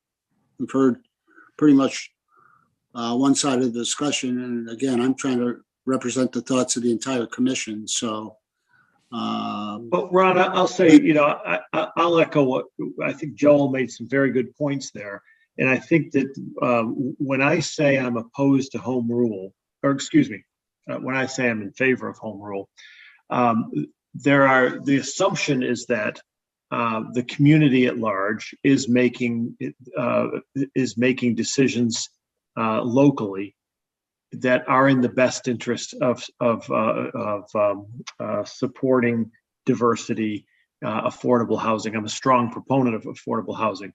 I guess that if there were a community that for whatever reason was opposed to embracing diversity, opposed to encouraging affordable housing developments and so forth, maybe there's a role for the state to come in and mandate that they do something. But I think that something should be done locally. Thanks, John. Dr. Hay, I haven't heard from you or Giselle or any thoughts? I'm sitting back a little bit because, like Carol, I'm not so familiar with the legislation, and so this is very interesting to listen to, and I really appreciate Peter's input and completely agree. I think it's nice for us to be able to retain the control over what happens in our town, but if we are not moving forward with creating the opportunities for people, more diverse households to move in, then I think it will be taken away from us. So we may feel like we're moving along fast enough, but it doesn't seem like we've made much progress in this area. And so, whatever we can do as a commission to help spur more economic and other diversity, I'm fully in favor of. I would really much rather we make those decisions, but I can see why the state might intervene if we can't get there on our own. Thank you very much. Anyone else? Elliot? I really don't have much more to add that hasn't been said already by all the other commissioner members before me. I would definitely rather keep the ability to basically manage this on our own rather than be mandated by the state. Okay, thank you. Giselle? I echo Elliot. I would like to see us able to keep this, this in our own ballpark, but I guess I'd have to learn more about what's being discussed in Hartford. I think I'd like to see a balance between the two. At the end of the day, it'd be interesting to see how this all pans out, but it would be great if we could make our decisions on our own. Thank you. Mhm. Anyone else? I think we've heard from everybody, haven't we? Okay. I appreciate that input and try and bring this discussion or the general feeling about it up at the meeting with the select on Tuesday. I only had a couple more things. Well, we have some minutes to do. But before we do that, I wanted to go around. Ron Bodenson, you asked a question shortly after did I see a hand raised? I Were you didn't. raising your hand? I didn't raise my hand, but I'm happy to respond. You asked a question of me and one to all the commission members back right after we had that all-day seminar from the Bar Association. Asking why alternates would be allowed to ask questions and participate in the hearing when they're not seated. Yet they cannot appear, or we cannot appear before other land use commissions. You remember that, writing that? Right. It seemed like the attorney sort of said, don't you dare appear on your own at a public hearing in your own town Right. when you're seated, when you're a member of a commission. Right. And yet at the same time, he said, oh, if you aren't seated, still feel free to participate in the public hearing side before your own commission. I thought that was a conflict, but I think the point was, I guess I still can't quite reconcile it, but I think I accept that that's the attorney's opinion way to do it. But Well, I thought it was a kind of question that, and I'm not a lawyer, as you well know, you are, as a matter of fact. But I think the difference is if I go before another commission, or you for that matter, you're on the other side of the table. When you're an alternate on the Planning and Zoning Commission, you are, in effect, sitting with your own commission. And as somebody mentioned, it may have been during the seminar or not, but even though they're not allowed to participate in deliberations or cannot participate in deliberations, how can an alternate, break themselves in to, sitting on an application or becoming a full member unless they have an opportunity to participate in the process, think of their own questions, ask them, and as time goes by, become more comfortable and making it easier to learn the process. But I really think the key is that I can't go before ZBA, I can't go before wetlands, to testify or speak as a member of the public because, we're one of the dogs in the pack. But that would put me on the other side of the table where the alternates aren't. So that's why I rationalize it anyway. So Dave, do you agree with that observation? I think so. Okay. So, but it was a good question. Thanks for asking it. And I didn't want to go unanswered. So with that, I'll turn it over to Elliot. Elliot, you have some minutes to go over? I do. We have two sets of minutes. The first one is our regular meeting from February 18th. Members present: Clark, Madison, Hitchcock, Berlin, Mathers, McDowell, Hay, Miller.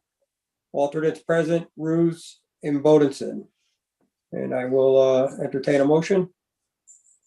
Anyone? Dr. Hay. Dr. Hay. Peter Root. And Peter Ruse. Any discussions or changes? All in favor? Aye. Aye. Aye. Opposed? None. Approved. The second one is our planning meeting from March 4th.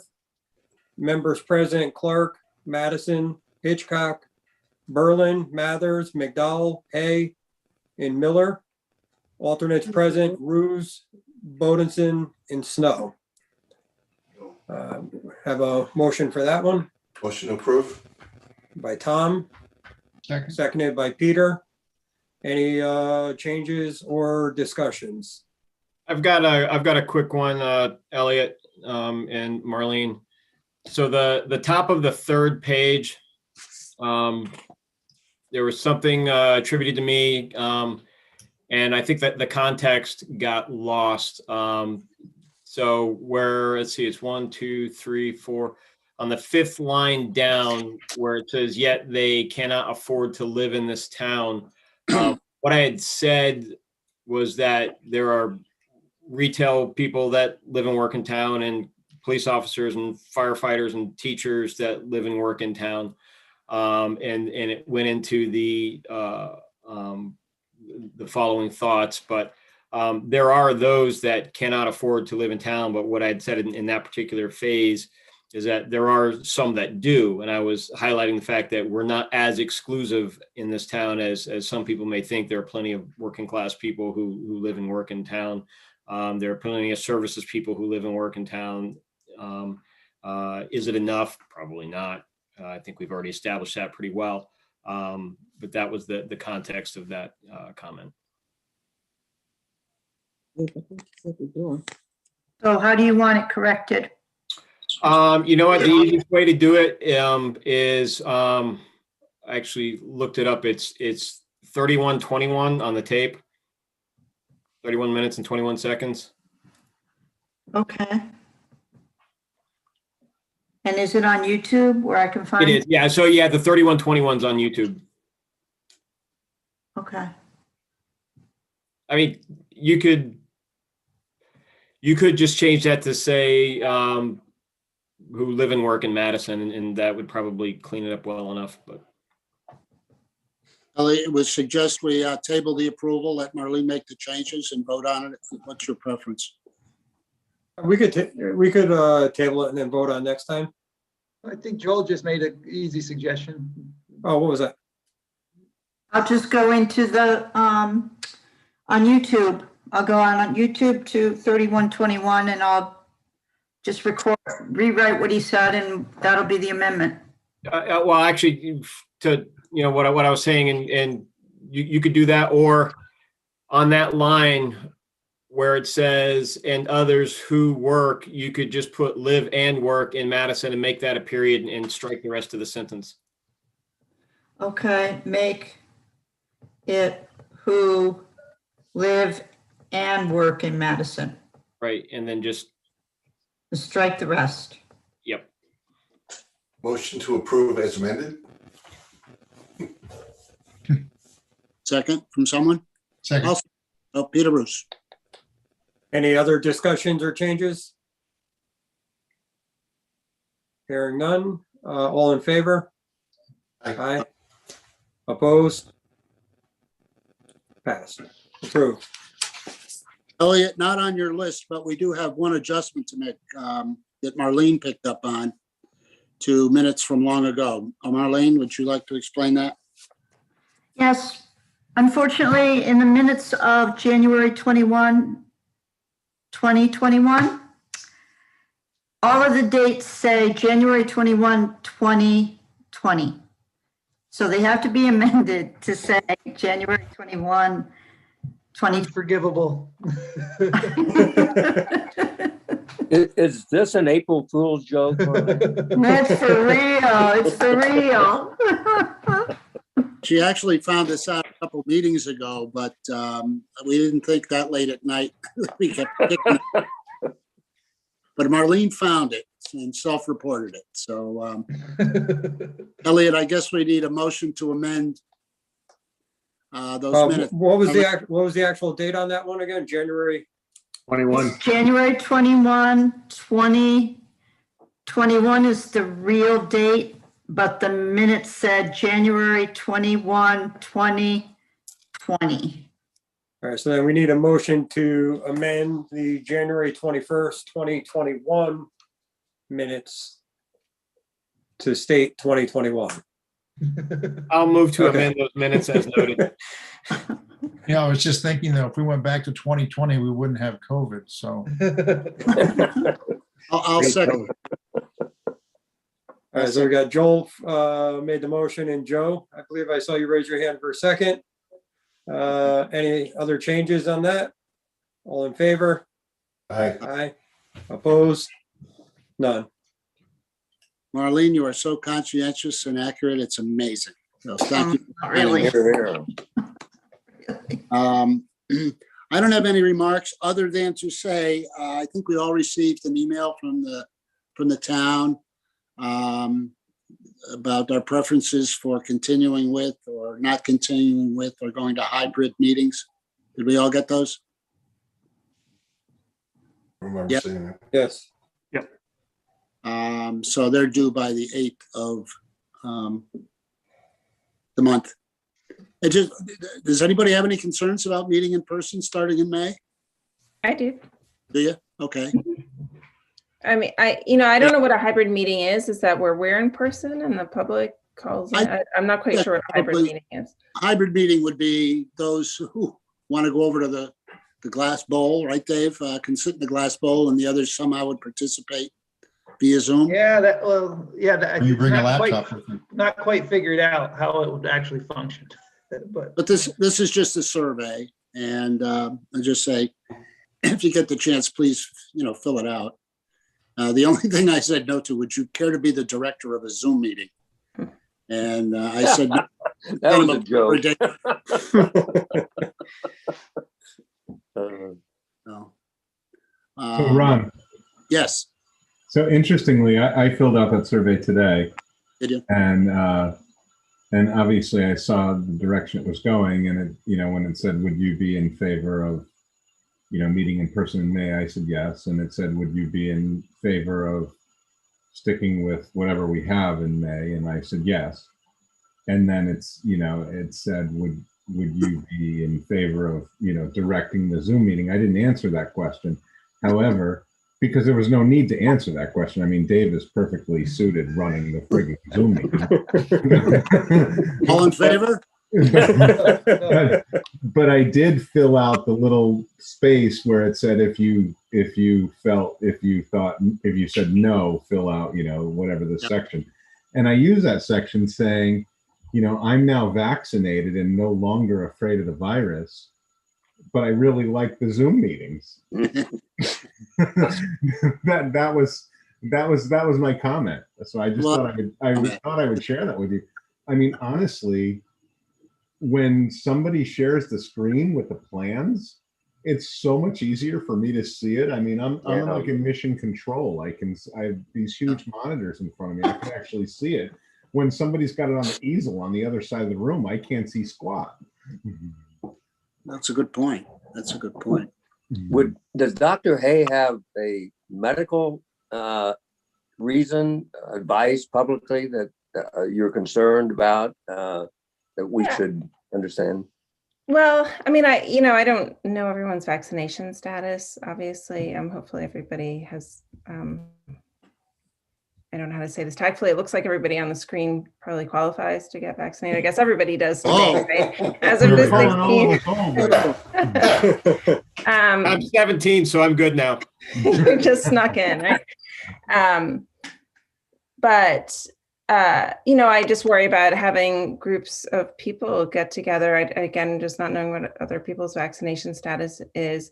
Remember, the vaccines are incredibly effective, but 95% effectiveness is still 1 in 20 people potentially is getting infected. And there's still a lot of virus out there in the community. We are seeing people admitted to the hospital who've been vaccinated. Again, it's much less likely if you're vaccinated that you're going to get sick, and that you probably are pretty protected from getting severely ill, but it's not complete 100% protection. And so I think I agree with Joe. I think this format actually works pretty well. I don't think we have a strong need to get back in person. And I think it's the safest thing to do is to avoid large gatherings. So can I say one more thing? I'm going to violate. Absolutely. I'm going to violate every HIPAA rule there is right now. I'm only half vaccinated. I'm 1 week away from getting my second vaccine. I've now been getting tested every 2 days. I'm still negative. we have a 17-year-old son in the house who tested positive 10 days ago. Oh boy. Yeah. And so A, that proves that even a little bit of the vaccine in you helps prevent you from getting the disease. Yes, we've been keeping our son away from us, but he took a road trip with a friend of his to Alabama about 9 days ago. And as it turned out, when he was on that trip, the friend he was with's girlfriend came down with symptomatic COVID. So we were obviously very concerned, and we made the two boys get tested before they came back. And as they came back, they both tested positive for COVID. So when he came home, you know, basically we said, get in your room. We'll bring you dinner. We'll bring you breakfast, lunch, whatever. Yeah. And I think at that point, I think I already had the first dose of vaccine in me. My wife is 5 years younger than me. She didn't have it yet. I don't even think it was an opportunity for her to have it yet. I don't remember the timeline. Anyway, either way, both of us are testing regularly and we have not got it. But on the other hand, both my wife and I strongly believe that we had COVID in March of last year, because we had all the symptoms, including loss of taste and smell and all of that stuff.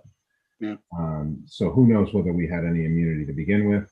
I'm now a week away from getting my second vaccine, and my most recent test was negative. So I'm absolutely no longer afraid of catching COVID, and the latest CDC guidance as of yesterday says that once you're immune, you're not going to give it to anybody else.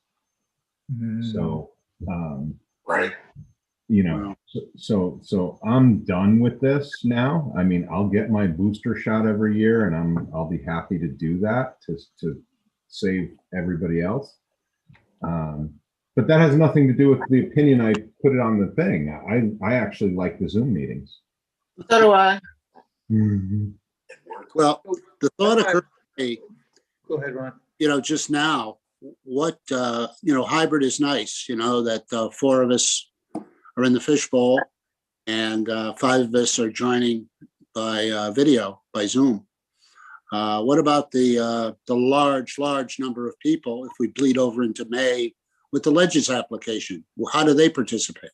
You know, do we move to Polson so we can keep separation? I mean, you know, it's not just us.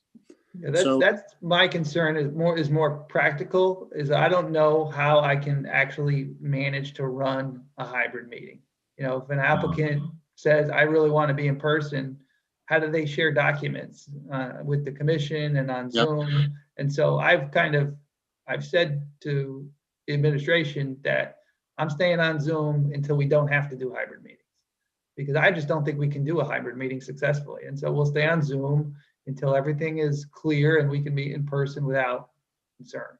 And do we have the technology for a hybrid meeting? We don't now. As of today, no, we do not. So Zoom, so Zoom is not a hybrid meeting, is what you're saying? No, hybrid meeting, the way they're referring to it is some portion of the people are in person and some portion of the people can participate remotely. Oh my God. All right. So as an IT guy by trade, that's impossible. Yeah. No, it's not. It's not impossible. Teachers are doing it every day. Okay, but in our forum, we would have to have in the room in the town hall, we would have to have pull down screens. We would have to have the projector. We would have to have the microphone system that was on the whole table of the commissioners is now gone. No, trust me. And you'd have to every classroom in the country is doing this. Okay, but I'm not in favor of it. Yeah. By the way. But you could come and be in the fishbowl and bring your iPad so you can see everybody else on Zoom. Okay. Right. I'm saying to do it like on a corporate level, the way I'm used to doing it. We're not set up to do that. Then the other problem is you have to it's not only that you have to police our people If we're meeting in person, are we going to be masked? Are people being masked? Are we policing the public that they're masked? Are we policing them that they're 6 feet apart or whatever they need to be? So it adds a whole nother layer of complexity to running a meeting. And the other problem is the dress code too, because I have sweatpants and flip flops. To be perfectly honest, I just cut right through it. Please, Peter, please stand up. No. At least you have sweatpants on. I'm in boxers. Yeah. I'm curious. Let me flip that question around from what Joe said. Does anybody feel we've lost anything by having the Zoom meetings after we've gotten accustomed to it? Not at all. Not at all. So there's No, some and feedback. I would add that I think that for some applications, we've actually been able to have more public participation than what we would have if people were showing up for a public hearing that would go from 7 to midnight, and they still have to drive 10, 15 minutes to get home. Oh, God. I think Dave, you probably have the numbers better, but I feel there have been times when we packed the fishbowl, but I think we've had some applications where the public interest, we've had 30, 40 people dialed into the live stream, right? We had 150 people on the Ledges application. Yeah. We couldn't have accommodated at the fishbowl, so. And it seems like the filibustering was less. And then there's people watching on YouTube too, which we're not counting. So I think there's a lot more participation now. No, there's little question that Zooming has made it easier, and I think a lot of members of the public have taken advantage of it and getting to see what's going on, which is a darn good thing. Even watching parts of it. Then you get back into now it's available on YouTube. So yeah, I think the viewership is increased, and the more people who are aware and participate, that's a good thing. You think about this for use in town meetings when we have to vote on something like, the senior tax freeze or something, you could actually get participation. Yeah. Yep. So my only comment, I'll leave it at that. Thank you for that input. And it relates to affordable housing, Peter. I saw today or last night, there was a house here on Scotland Avenue, number 75, that went on the market for $725,000. And it got into a little bit of a bidding war and sold for $830,000. Oh, Lord. That's great. Remarkable. $105,000 over ask. But it's a done deal. It's closed. But wow, you talk about the craziness of the local market. There's certainly an indication. Probably not an Alice buyer. But No, probably not. The headline I liked was the Wall Street Journal headline: "There are more realtors in the United States than there are houses for sale."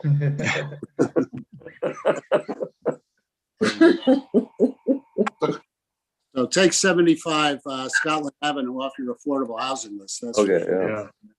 I don't know who the realtor for 75 Scotland Avenue was, but perhaps they didn't do the best comp they could have done. That's Look it up. No, yeah, well, But that is my comment for the evening. Dave, do you have anything you want to say before we end? No, not tonight. Do any of the commission members? With Have a nice that, Easter. Peter, you're going to say something? Just have a nice 3-day weekend. Thank you. Happy Passover and Easter, everybody. And it'll be a good night to wear those pajamas and flip-flops on the 15th. We're going to have a busy agenda that evening with the Ledges coming back, continued, and what, Dave? The apartments? Longshore Lane and the Bradley Road Apartments. Yep. So, maybe just wear your pajamas, the whole set. That's actually the day of my second shot, so I'm not making any guarantees that I'll be feeling up to that kind of a long night. And Ron, do me a favor, don't tell the lawyer when you want to do the cutoff. What do you mean? They seem to have used up all of the time in their filibuster.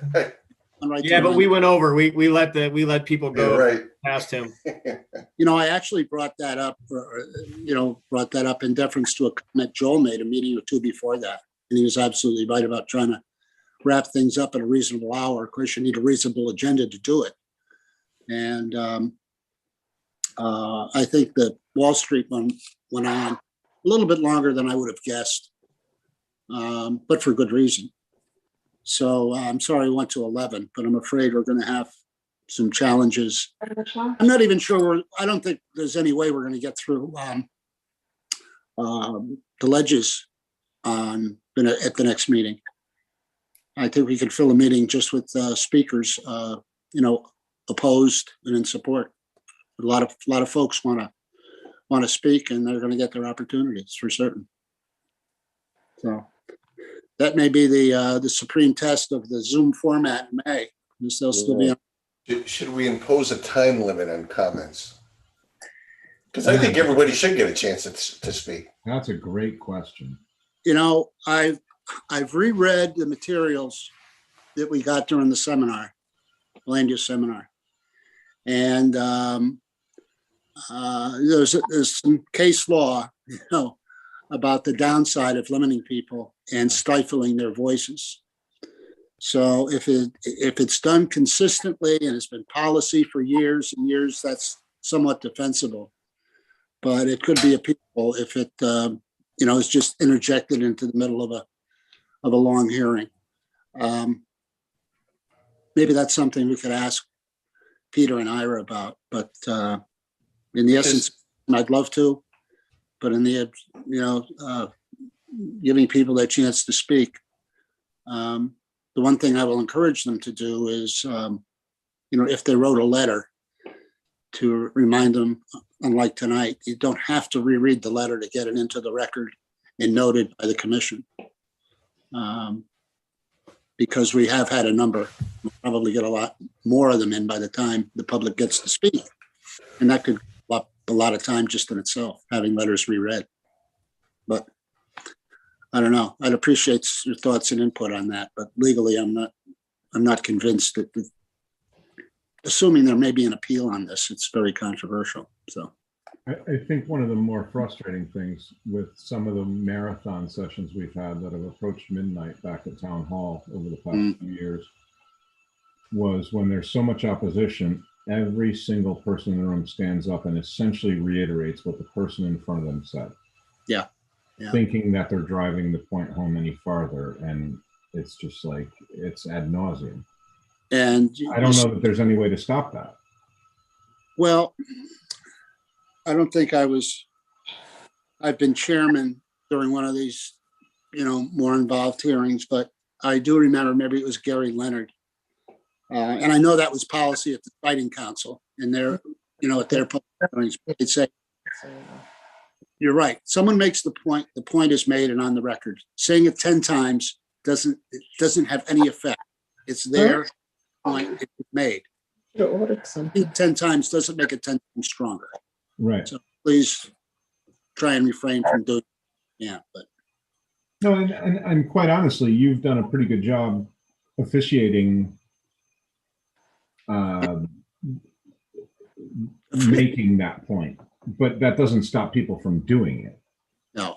And I think it's okay. I think it's okay for people to say, and I agree with what was just said, or I am also opposed for the same reasons that have been reiterated without having to reiterate them. Because then, you sense the volume of people that have issues.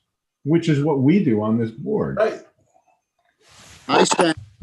I sense over the years, I see people, the folks with, written comments, they're reading from it, whether it was in the record, if it wasn't in the record, they're reading their piece. It's obvious they put a lot of time and effort into writing it. And they want to get the chance to say it, even if it's redundant. It's their work product and they want it published, so to speak. And I can see that, but it does not shorten the process, that's for sure. So Speaking of shortening the process. I move. Let's wrap it up. Adjourn. Dave has to go- Aye. Dave has to go recover from his Johnson & Johnson. Yeah, I'm shot. starting to go downhill a little bit, so I want to. Thank you, everybody. Again, happy Easter, happy Passover. We'll see you 2 weeks from today. Motion Thanks, to everybody. Motion Stay to well. adjourn. So moved. Second. Peter Roos, all in favor? I don't have to ask. Sure.